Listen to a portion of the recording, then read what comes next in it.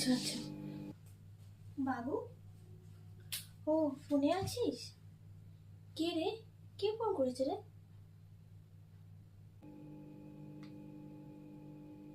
তোমাকে বললে তুমি বুঝতে পারবে?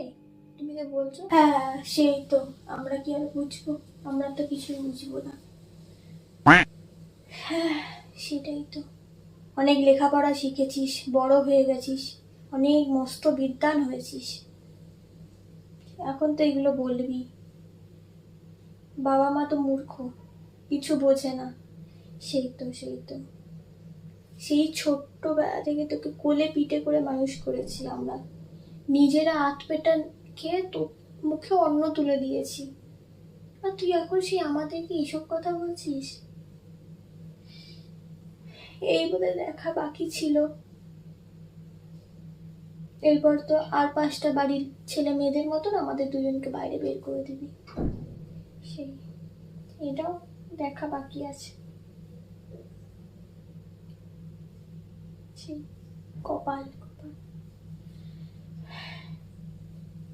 কিছু বলার নেই।